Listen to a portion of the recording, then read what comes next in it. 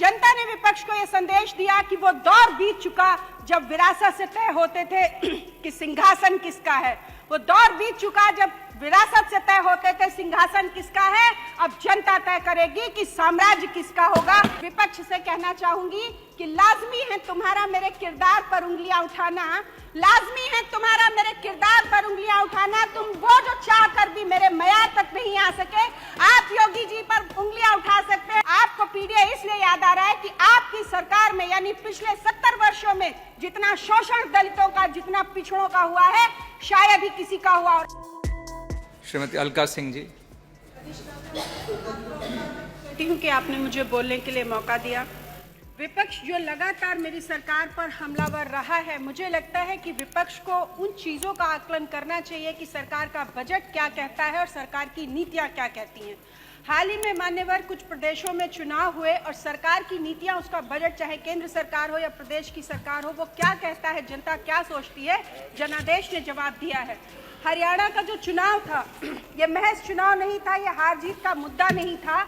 हरियाणा के चुनाव ने यह साबित किया कि जिस अन्नदाता किसान के नाम पे इस देश को अराजकता में झोंकने की कोशिश की गई, हरियाणा को जाट बनाम गैर जाट की राजनीति में बांटने की कोशिश की गई, जातिवाद की राजनीति में बांटने की कोशिश की गई, उस हरियाणा ने सरकार की नीतियों पर मोहर लगाते हुए यह संदेश दिया कि हम सरकार की नीतियों से सहमत हैं। अन्नदाता किसान ने एक सुर में सहमति दी। हरियाणा एक प्रयोगशाला थी, बहुत बड़ी प्रयोगशाला थी अन्नदाता के नाम पर। इसके बाद चुनाव आता है दिल्ली का। दिल्ली जिसे मिनी इंडिया आप कह सकते हैं, पूरब से पश्चिम और उत्तर से दक्षिण का व्यक्ति निवास करता है और उस दिल्ली के व्यक्ति ने, प्रत्येक राज्य के निवास करने वाले व्यक्ति ने एक सुर में सरकार की नीतियों को सराहते हुए जवाब दिया कि हम सरकार की नीतियों से सहमत हैं और ये वो सरकार है कि यदि हमें समस्या हुई तो घुटने के बल बैठकर सरकार हमें सुनेगी।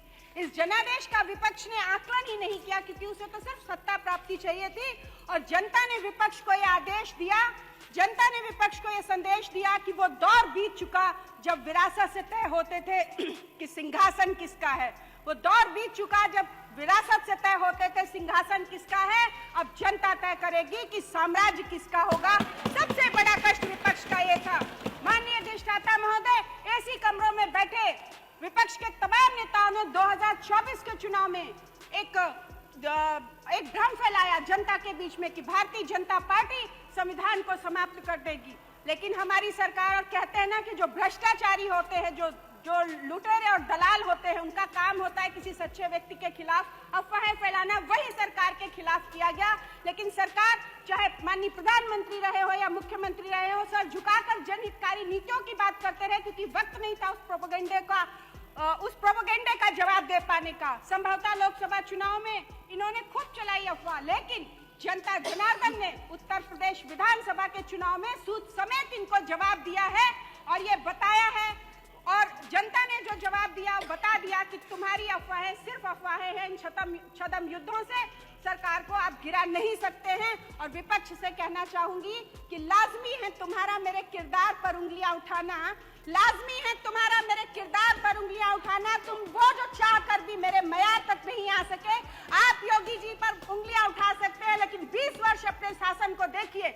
माननीय सभापति महोदय, इनको पीडीए की याद आती है, क्योंकि आपको पीडीए इसलिए याद आ रहा है कि आपकी सरकार में यानी पिछले 70 वर्षों में जितना शोषण दलितों का, जितना पिछड़ों का हुआ है, शायद ही किसी का हुआ। और आज भी मैं भारतीय जनता पार्टी की सरकार से आती हूँ और एक ऐसे समाज से आती हूँ जिसे 70 वर्ष आपके लोगों ने प्रतिनिधित्व नहीं दिया, भारतीय जनता पार्टी ने दिया है। मैं उस अर्कवंशी समाज से आती हूँ, इसलिए दर्द समझती हूँ लोगों का कि कितना अपमान सहा है लोगों ने, कितना कष्ट सहा है। और अगर उस अपमान को देखना है तो आइए, मेरी विधानसभा में ग्राम पंचायत और पूरे विपक्ष को आमंत्रित करना चाहती हूँ। ग्राम पंचायत कुकरा, चाहे गौरवशाली चमार समाज से आने वाली एक प्रधान को खत्म करने का काम आपके भूमाफिया ने किया है, जिस पर 50 लाख का तहसील से इशू हुआ था। 2012 में सरकार आपकी थी, 2012 में उस पर 50,000 का कर्ज था। उसने उस चमार समाज की गौरवशाली उस महिला को खत्म करने की कोशिश की है।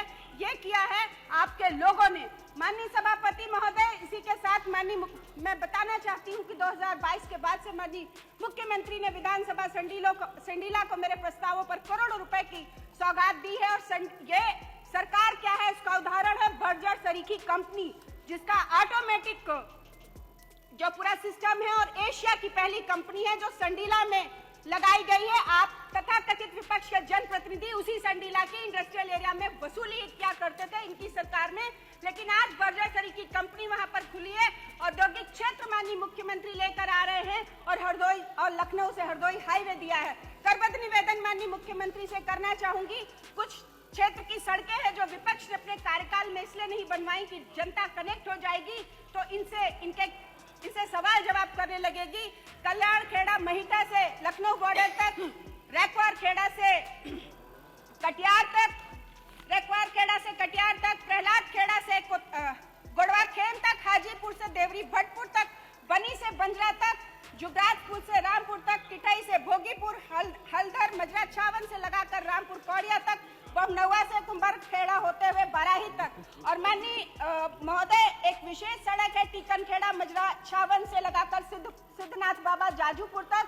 ये सड़क इसलिए बहुत ज्यादा जरूरी है क्योंकि पिछड़े समाज से आने वाले कश्यप समाज के लोगों का आस्था का केंद्र है सिद्धनाथ बाबा जाजूपुर, जो विपक्ष ने अपनी सरकार के समय कराया ही नहीं। भारतीय जनता पार्टी की सरकार वहां पर कार्य करा रही है। माननीय अधिष्ठाता महोदय, पिछड़ों की बात करते हैं। इसी तरह से संडीला नगर में विपक्ष के ही एक चेयरमैन है जिन्होंने हिंदुओं की इतनी दुर्गति कर रखी है, विशेष रूप से दलित समाज के लोगों की, पिछड़े समाज के लोगों की हद तो तब गई कि मुस्लिम समाज के लोगों का कब्रिस्तान भी, उसकी जो जमीन है करोड़ों रुपए की, उसे भी दबाने की कोशिश की गई। और भारतीय जनता पार्टी की सरकार, उसकी नीतियां अर्थात उसकी विधायक खड़ी हुई है, तब उन मुस्लिमों के कब्रिस्तान की जमीन बचाई गई है। आपसे करबद्ध निवेदन करना चाहती हूं कि संडीला नगर में एक अंडर बाईपास की अत्यंत आवश्यकता है ताकि संडीला नगर और मंडल मलेरा से आने वाले लोगों का जीवन आसान हो सके। इसीलिए संडीला और इसके साथ ही संडीला नगर पालिका का परिसीमन भी अत्यंत आवश्यक है ताकि हिंदुओं की दशा में सुधार हो सके।